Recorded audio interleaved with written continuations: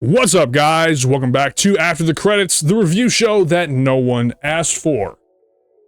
Today, we're going to be talking about Sly Cooper and the Thievius Raccoonus, and we have to kind of approach this discussion in a very similar way to how we approach Demon's Souls, because this is an older game, released on the PS2, so even older than Demon's Souls, and it is also the beginning of a trilogy that apparently did very, very well, meaning the end of the series is beloved. My wife loves Sly 2, and she was the one that wanted me to give these games a shot, so I figured I got some time left at the end of the year. We'll plow through Thievius Raccoonus, and we did. So now we're going to talk about it a little bit. It's probably going to be a shorter episode because the game is short. Again, it is old, but it should still be fun anyways. Thank you guys so much for being here and joining me, and let's just dive right into the discussion. So in Sly Cooper and the Thievius Raccoonus, you take control of Sly Cooper, along with his two friends, Bentley the Turtle and Murray, I believe he's a hippopotamus. But essentially, the plot of the game is that a group of 5 thieves have broken into the Cooper residence and stole the Thievius Raccoonus, which is a collection from a long lineage of Cooper family members with hidden thief moves and stuff that have been passed down from generations of Coopers who are all master thieves. But this book has been stolen and ripped apart into 5 pieces, and 1 piece went to each of the 5 villains in the game, and it is your job to go and eliminate all 5 villains in order to recover the Thievius Raccoonus, to put it back together to save the book. So that's it. There's no underlying story here. There's no lore hidden in wikis that I know of. It's pretty straightforward, which is kind of what you would expect from a game from this era, and a game with no pre-established IP behind it other than this being the beginning. So I think for a standard baseline start to a trilogy, I think it's a good starting point. There's not really much they can do, so it gives the player enough of an incentive to keep pushing through and get the game done.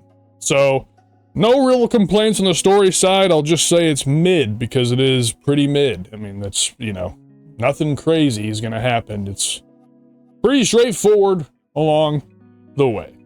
Now, one of the very difficult things about playing a game from this era is adjusting to the graphics. Luckily, this is a PS2 game, and I think PS2 games hold their graphical fidelity a lot better than PS1 and 64 era. So I think this game actually looks fantastic, and they just released the Sly Cooper trilogy on the PS5 so you can play it natively without having to stream it, which is amazing. And I wouldn't have played it if I had to do the PS Plus streaming service, because shit just doesn't work very well for me. There's always input lag with that. I just don't like it. So the fact that I was able to download it and play it natively on my PlayStation 5 was a huge boon. But graphically, I think the game looks great. I mean, it's not great, obviously, but it holds up very well compared to a lot of games, especially in earlier eras, and a lot of other PS2 games don't hold up that well, but this game's art style looks great. It still looks just fine to this day. Now, I'm trying to think of the music in this game, and I can't think of any. So that could be 2 things. It could be the fact that I wasn't really paying close enough attention, or that the music was unremarkable. So take that as you will. I would say the music is probably mid. The graphics are mid. The story is mid. You might recognize a pattern,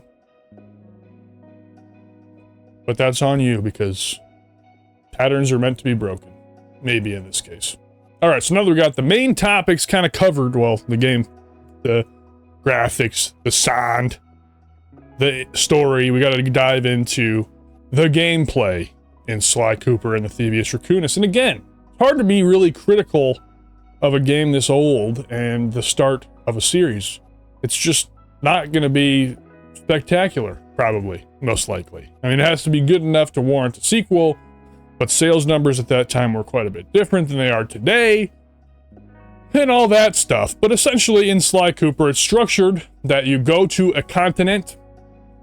At the beginning of the world, you have one like kind of long, usually platforming section where you have to collect one key. That one key opens the door to a pseudo open environment. It's not open at all, but it's kind of similar to, like, if you ever played Crash Bandicoot before, like Crash 3 in particular is the one I'm most familiar with. But you have like a hub world that then you can go into each world from the hub world. The open area after that first sequence rather in each world kind of serves as like that world's hub area. So there's a bunch of different, you can tackle the levels in different orders, but essentially once you get to this area, there's a bunch of little green portals scattered throughout, and you have to go into each of these portals to grab a key that is in each of these side worlds or missions, or however you want to kind of describe that. But you have to go in, go through the level, grab the key, then you go back out to the hub, then you go to the next world, and the cycle just repeats. There's 7 missions in each world, not counting the run to the open area. So you do those missions, you then put all 7 keys into a contraption that will then take you into the boss domain, where you fight the boss in order to get the pages of the Thievius Raccoonus. This formula is the formula through the entire game until you get to the final level.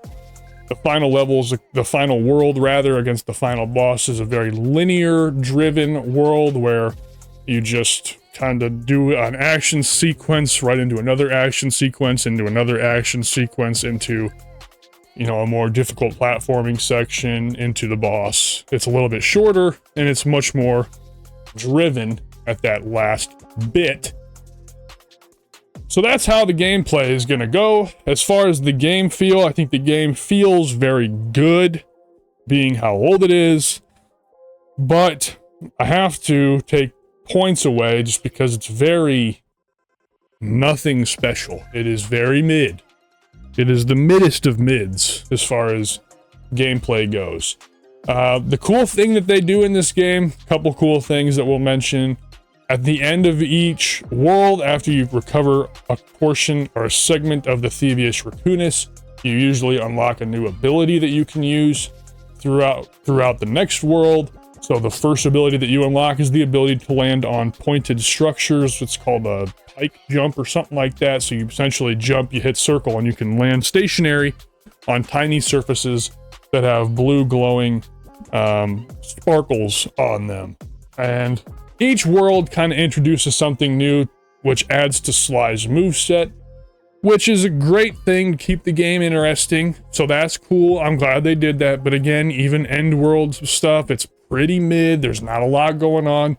You have one attack option, you have a double jump, and then you have these circle kind of movement techniques that get built upon throughout the game. But it's a pretty mid gameplay experience. And then the other thing to mention, along with the segments of the Thievius Raccoonus giving you movesets, is the fact that some of these missions, they aren't all platforming missions, which I was happy to see. There's a lot of side missions. There's a lot of like sentry turret missions where you control a turret and you protect your friend Murray, who runs across the level, and you just have to shoot the bad guys to keep them off of Murray, which is a good way to change the pace up so it's not all the same thing over and over. So those missions are pretty cool to have in there for variety. And then there's also some racing missions, side missions as well, where Murray's driving the Cooper van or whatever they call it, and you have to race against enemies.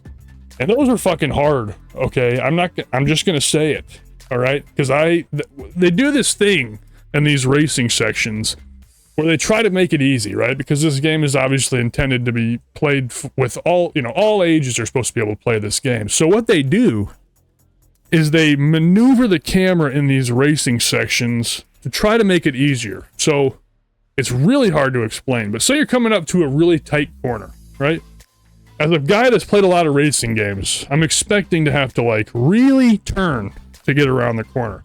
But the camera will also adjust at the same time as you're turning, and the adjustment of the camera and then your adjustment of the stick being an aggressive turn ends up being way too aggressive because you're trying to make the turn proper, but the camera is following, so it makes your turn even more sharp. It is a nightmare, so you kind of have to reorient your brain and go to baby mode to get through these racing missions, which was difficult for me to do. I wish they would have just had a static camera, but I understand what they're trying to do. Only tip I have, if you're going back to Thievius Raccoonus and you're doing the racing levels, just dumb your controls down a lot, because you're not going to have to turn very sharp. In any circumstance, the camera will cover it for you. Spend the majority of the time pushing forward in those races. So just keep that in mind. But, you know, to be fair, I think that's about it for the Thievius Raccoonus. It's a very mid game. The middest of mids, in my opinion. Like, dead-ass mid. Like, the whole way. The gameplay, mid. Story, mid. Game feel, mid. Music, mid to not good. So, yeah. It's worth a playthrough, maybe, if you're going to play the rest of the games. I'm going to be starting Sly 2 shortly, and we'll see if I have better feelings about that game, but there's a strong potential I would recommend just skipping over Thievius Raccoonus to play Sly 2, but we will see when we get Sly 2 done. And I'll let you know for sure on that review whether or not Sly 1 can be skipped. But honestly, if it was me, and let's just say, for example, there wasn't a trilogy of games that are very well received, I would not recommend Sly Cooper and the Thievius Raccoonus. It's just nothing to write home about. It's not going to leave any long-lasting impressions with me. It's relatively mid and straightforward. So hopefully we get a better outing with Sly 2.